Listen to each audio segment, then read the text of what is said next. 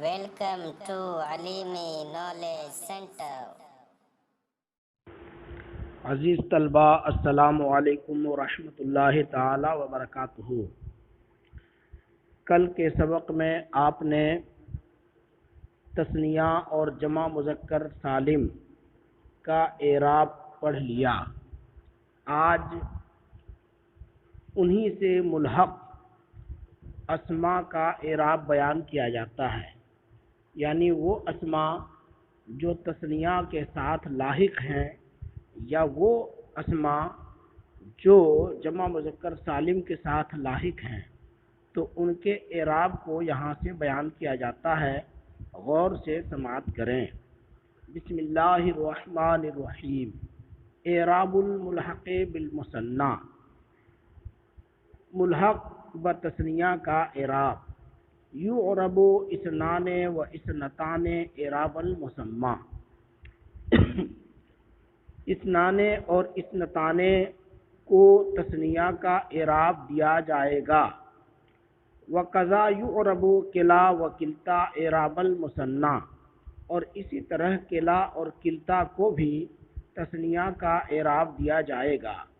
اذا اضیف الی ضمیر، جب ان دونوں کو کسی ضمیر کی طرف مضاف کیا جائے، یعنی کلا اور کلتا کو جب ضمیر کی طرف مضاف کر کے کلاہما یا کلتاہما کہا جائے تو ان دونوں کا اعراب بھی وہی ہوگا جو تثنیہ کا اعراب ہوتا ہے۔ مثل جاء الرجلان کلاہما والمرأتان کلتاہما، جیسے جاء الرجلان کلاہما اور اور جیسے والمرأتان کلتاہما۔ ورأیت الرجلین کلیہما والمرأتین کلتیہما، ومررت بالرجلین کلیہما والمرأتین کلتیہما۔ ان تینوں مثالوں میں دیکھیں کلا اور کلتا ضمیر کی طرف ہما کی طرف مضاف ہے، تو ان کو وہی اعراب جو تثنیہ کا اعراب ہے دیا گیا، یعنی رفع کی حالت میں الف کے ساتھ، نصب اور جر کی حالت میں یا ما قبل مفتوح کے ساتھ۔ فَإِنْ أُضِيفَ إِلَى غَيْرِ الضَّمِيرِ، تو اگر یہ مضاف ہوں ضمیر کے علاوہ کی طرف، یعنی ہما وغیرہ ضمیر کے علاوہ کی طرف مضاف ہوں، اُعْرِبَ اعراب الاسم المقصور، تو اس میں مقصور کا اعراب دیا جائے گا۔ اس میں مقصور اس اسم کو کہتے ہیں جس کے آخر میں الف مقصورہ ہو، جیسے موسیٰ، عیسیٰ، عصا۔ ان کا اعراب حالت رفع میں تقدیری ضمہ، حالت نصب میں تقدیری فتحہ اور حالت جر میں تقدیری کسرہ ہوتا ہے۔ دیکھیں فَإِنْ أُضِيفَ إِلَى غَيْرِ الضَّمِيرِ، تو اگر ضمیر کے علاوہ کی طرف مضاف ہو، اُعْرِبَ اعراب الاسم المقصور، تو اس میں مقصور کا اعراب دیا جائے گا۔ بحرکات مقدرۃ علی الالف، الف پر تقدیری حرکات کے ذریعے، یعنی الف آخر میں ہوگا تو اس پر تقدیری یعنی حرکتیں مان لی جائیں گی۔ رفعا و نصبا و جرا، رفع نصب جر تینوں حالتوں میں تقدیری اعراب ہوگا۔ مثال کے طور پر جاء کلا الرجلین و کلتا المرأتین، ورأیت کلا الرجلین و کلتا المرأتین، ومررت بکلا الرجلین و کلتا المرأتین۔ ان تینوں مثالوں میں کلا اور کلتا اس میں ظاہر یعنی رجلین اور مرأتین کی طرف مضاف ہے، تو کلا اور کلتا کو اس میں مقصور موسیٰ، عیسیٰ کی طرح اعراب دیا گیا، یعنی الف پر رفع نصب جر تینوں حالتوں میں الف پر فتحہ ضمہ فتحہ کسرہ کو تقدیری طور پر مان لیا گیا۔ وکلا وکلتا اسمان ملازمان للاضافت، کلا اور کلتا ایسے اسما ہیں جو اضافت کو لازم ہیں، یعنی یہ جب بھی مستعمل ہوتے ہیں اضافت کے ساتھ ہی مستعمل ہوتے ہیں، چاہے ضمیر کی طرف مضاف ہوں چاہے اس میں ظاہر کی طرف مضاف ہوں۔ وَلَفْظُهُمَا مُفْرَدٌ وَمَعْنَاهُمَا مُثَنًّى، کلا اور کلتا یہ دونوں لفظ کے اعتبار سے مفرد ہیں اور معنی کے اعتبار سے تثنیہ ہیں۔ وَلِذَلِكَ يَجُوزُ الْإِخْبَارُ عَنْهُمَا، اور اسی وجہ سے دونوں کی خبر لانا یعنی قلع اور کلتا کو جب مبتدا بنایا جائے تو ان کی خبر لانا جائز ہے، بما یحمل الضمیر المفرد، ضمیر مفرد رکھنے والی خبر سے، ضمیر مفرد رکھنے والے لفظ سے جائز ہے، یعنی چونکہ قلع کلتا مفرد ہیں اس لیے اس کی خبر مفرد لانا جائز ہے بے اعتبار لفظ ہما، ان کے لفظ کے اعتبار سے، وہ ضمیر المثنیٰ اور تثنیہ کی ضمیر رکھنے والا لفظ اس کی خبر لانا جائز ہے، بے اعتبار معنی ہما، ان کے معنی کے اعتبار سے۔ مطلب یہ ہے کہ قلع اور کلتا لفظ کے اعتبار سے مفرد ہیں، معنی کے اعتبار سے تثنیہ ہیں، تو قلع اور کلتا کی خبر لانے میں اختیار ہے، لفظ کے اعتبار سے مفرد بھی لا سکتے ہیں اور معنی کا اعتبار کرتے ہوئے ان کی خبر تثنیہ بھی لا سکتے ہیں۔ فتقولو، تو تم کہو گے، کلا الرجلین عالم، دونوں مرد عالم ہیں۔ یہاں دیکھیے عالم ضمیر مفرد رکھنے والا لفظ ہے، یعنی عالم مفرد اور واحد ہے، تو کلا الرجلین کی کلا الرجلین میں کلا مبتدا ہے اور عالم خبر ہے، تو کلا کی خبر عالم یعنی واحد لائی گئی ہے، یعنی اسی وجہ سے کیونکہ کلا لفظ کے اعتبار سے واحد ہے نہ کہ تثنیہ۔ وہ کلاہما عالمان، اور اسی طرح کلاہما عالمان ہے۔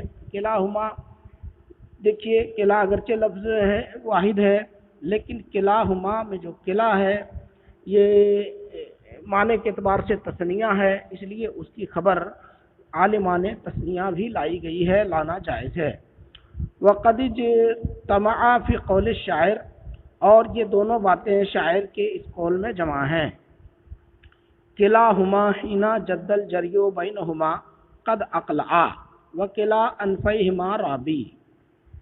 کلاہما دونوں ہی، حینا جد الجری بینہما جب دونوں کے درمیان مقابلہ سخت ہوا، قد اقلعا باز آ گئے، جب دونوں کے درمیان مقابلہ سخت ہوا تو دونوں باز آ گئے، دونوں رک گئے۔ وکلا انفیہما، اور دونوں ہی کی ناکیں رابی پھٹی ہوئی بدصورت ہیں۔ یہ شعر فرزدق کا ہے، اس نے جریر کی بیٹی اور اس کے شوہر کی بدصورتی کو بیان کرتے ہوئے یہ شعر کہا گیا ہے۔ شعر کا معنی یہ ہے کہ جب جریر کی بیٹی کا ہاتھ اس کے شوہر نے مانگا اور دونوں کے درمیان مقابلہ ہوا، دونوں کا مقابلہ ہوا کہ کون کس قدر بدصورت ہے، تو ایسی صورت میں دونوں میں سے کوئی بھی مقابلے میں پیچھے نہیں تھے، یعنی جریر کی بیٹی اور اس کے شوہر دونوں کی ناک بدصورتی میں پھٹی ہوئی اور بدنما تھی۔ اس شعر میں محل استشہاد کلاہما اور کلا انفیہما ہے۔ دیکھیے کلاہما حینا جد الجری بینہما قد اقلعا، یہاں کلاہما میں شروع میں کلاہما یعنی پہلے مصرے میں جو کلاہما وہ مبتدا ہے، اور دوسرے مصرے میں قد اقلعا جو آ رہا ہے یہ اس کی خبر ہے، اور خبر کیا ہے؟ تثنیہ ہے، تو یہاں کلا کے معنی کا لحاظ کرتے ہوئے خبر تثنیہ لائی گئی ہے۔ اور دوسری مثال اور دوسری صورت جو ہے وہ ہے کلا انفیہما۔ کلا انفیہما میں کلا مبتدا ہے اور انفیہما اس میں ظاہر کی طرف مضاف ہے، اور رابی یہ خبر ہے جو کہ واحد اور مفرد ہے، تو یہاں پہ تثنیہ کلا کے لفظ کا اعتبار کرتے ہوئے رابی واحد اور مفرد خبر لائی گئی ہے۔ الا ان اعتبار لفظ اکثر، مگر لفظ کا اعتبار کرنا زیادہ تر ہے۔ وبہ جاء القرآن الکریم، اور اسی پر قرآن کریم وارد ہوا ہے۔ قال تعالی، اللہ تعالیٰ نے ارشاد فرمایا، کلتا الجنتین اتت اکلہا، دونوں باغوں نے اپنے پھل لائے۔ یہاں دیکھیے کلتا الجنتین، یہاں کلتا الجنتین مبتدا ہے، یعنی کلتا مبتدا ہے اور اس کی خبر اتت اکلہا، یہ اس کی خبر ہے، تو مبتدا کلتا ہے، اس کی خبر اتت واحد لائی گئی ہے لفظ کا اعتبار کرتے ہوئے۔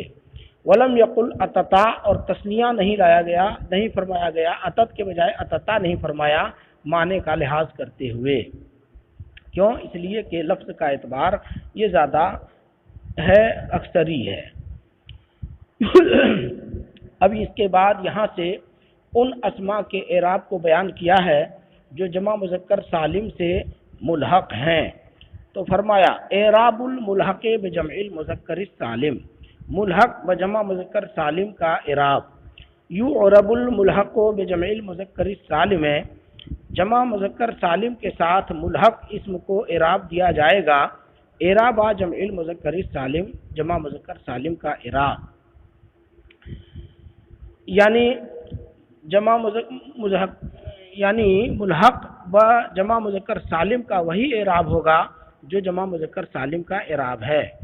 اور جمع مذکر سالم کا اعراب یہ ہے کہ حالت رفع میں واو کے ساتھ، حالت نصب اور جر میں یا ما قبل مکسور کے ساتھ۔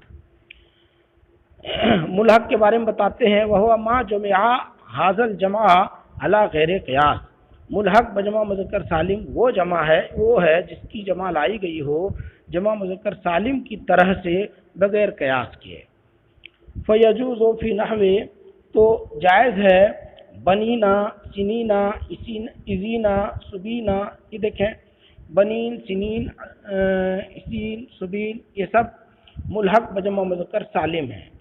اس کو کہا فیجوز فی نحو، تو بنین، سنین، ازین و سبین وما اشبہہا، اور جو ان کے مشابہ ہو ان میں جائز ہے ان یعرب اعراب حاصل جمع، کہ اسے اس جمع کا اعراب دیا جائے، یعنی جمع مذکر سالم کا اعراب دیا جائے۔ وہو الافصح، اور یہی زیادہ فصیح ہے۔ فیقال، تو کہا جائے گا مرت علیہ سنونا، مجھ پر سالوں گزر گئے، وقتربت سنینا، میں شہر بدر رہا یا پردیسی رہا، سالوں پردیسی رہا۔ وانجزت ھذا العمل فی سنینا، اور میں نے سالوں میں یہ عمل کیا۔ اس میں دیکھیں آپ کہ مرت علیہ سنونا، یہ سنونا حالت رفع میں ہے، اقتربت سنینا حالت نصب میں ہے، انجزت ھذا العمل فی سنینا، فی سنینا سنین حالت جر میں ہے۔ دیکھیں جمع مذکر سالم کا اعراب دیا گیا، یعنی حالت رفع میں واو کے ساتھ، حالت نصب اور جر میں یا ما قبل مکسور کے ساتھ۔ قال تعالی، اللہ تعالیٰ نے فرمایا آل ربک البنات، کیا تمہارے رب کے لیے بیٹیاں ہوں، ولہم البنون، اور مشرکوں کے لیے بیٹے ہوں۔ ویجوز ان تلزمہ الیاء مع التنوین، اور جائز ہے کہ ملحق بجمع مذکر سالم کو یا لازم ہو تنوین کے ساتھ، تشبیہا لہ بحین، حین کے ساتھ مشابہت کی وجہ سے۔ فیعرب بالضمۃ رفعا، تو رفع کی حالت میں ضمہ کا اعراب دیا جائے گا، وبالفتحۃ نصبا، اور نصب کی حالت میں فتحہ کا اعراب دیا جائے گا، وبالکسرۃ جرا، اور جر کی حالت میں کسرہ کا اعراب دیا جائے گا۔ تقول، تم کہتے ہو مرت علیہ سنون کثیرۃ، مجھ پر بہت سے زمانے گزر گئے، ومکثت مغتربا سنینا کثیرۃ، اور میں پردیسی رہا بہت سالوں تک، او ثمانیہ سنین، یا 8 سالوں تک۔ ان تینوں مثالوں میں آپ دیکھیں کہ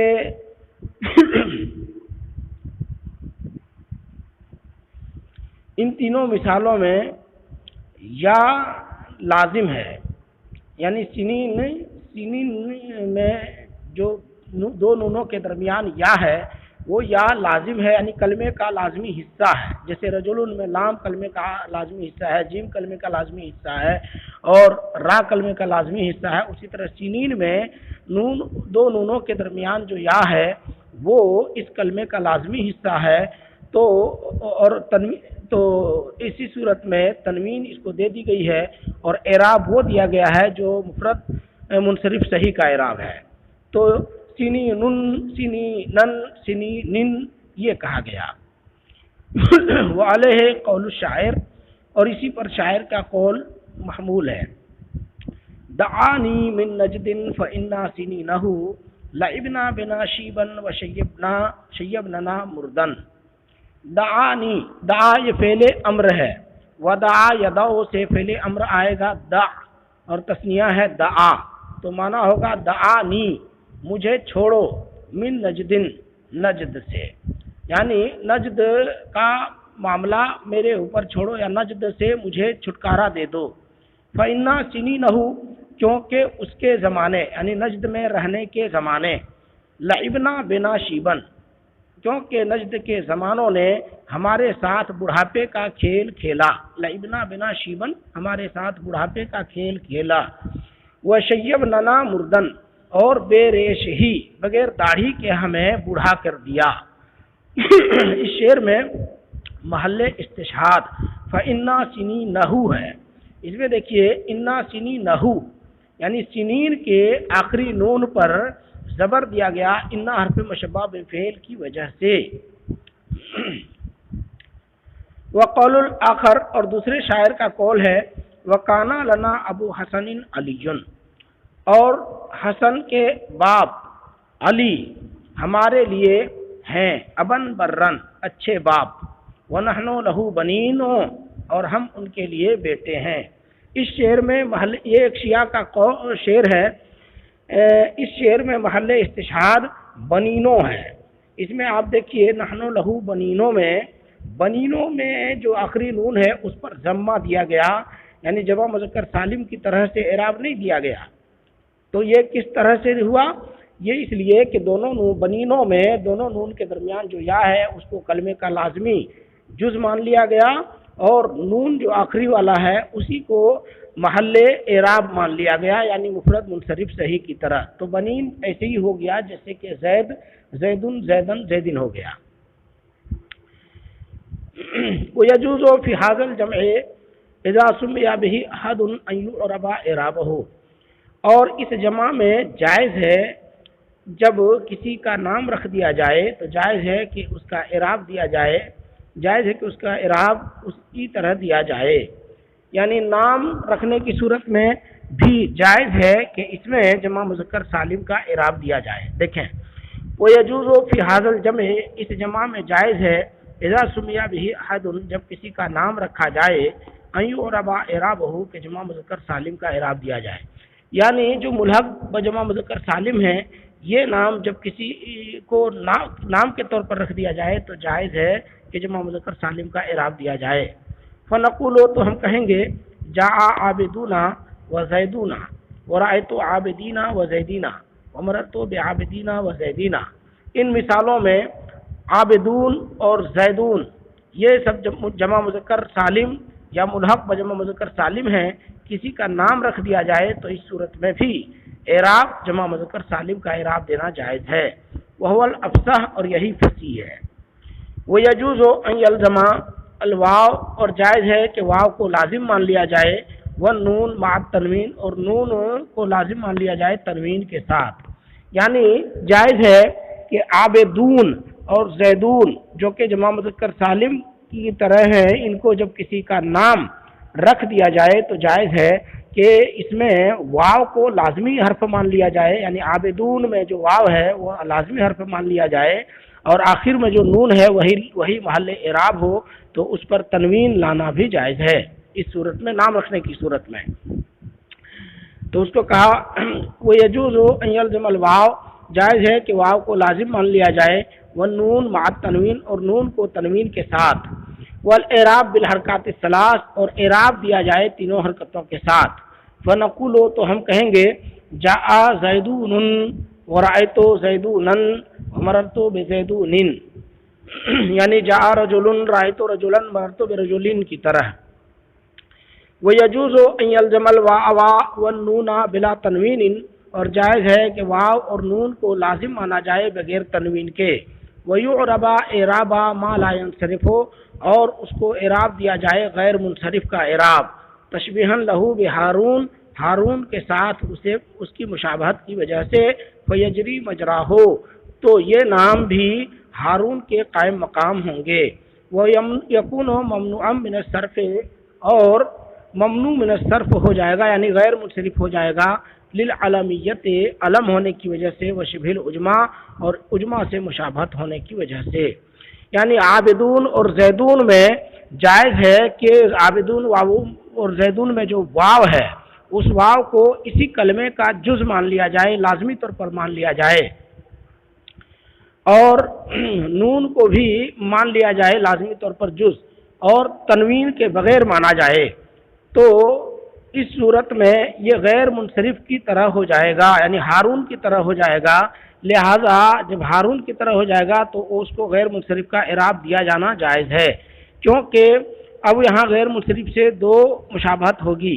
ایک تو یہ کہ زیدون عابدون نام ہونے کی وجہ سے علم ہو جائے گا، اور یہ ہارون جیسے اسم کے ساتھ جو کہ عجمہ ہیں سے مشابہت ہونے کی وجہ سے غیر منصرف ہو جائے گا، یعنی عجمہ اور علمیت یہ دو وجہیں پائے جانے کی وجہ سے غیر منصرف کا اعراب دینا جائز ہے۔ تو اس صورت میں کہا جائے گا فنقول، تو ہم کہیں گے جا عابدون و حمدون و خلدون، جا عابدون و حمدون و خلدون و زیدون ورأیت عابدون و حمدون و خلدون و زیدون ومررت بعابدون و حمدون و خلدون و زیدون، یعنی جا عمر رأیت عمرہ مررت بعمرہ کی طرح۔ کما نقول، جیسے ہم کہتے ہیں جا ہارون ورأیت ہارون ومررت بہارون، یعنی غیر منصرف کا اعراب دیا جائے گا۔ اس ملحق بجمع مذکر سالم کی پورے بحث کا خلاصہ یہ ہوا کہ ملحق بجمع مذکر سالم کو تین طرح کا اعراب دینا جائز ہے۔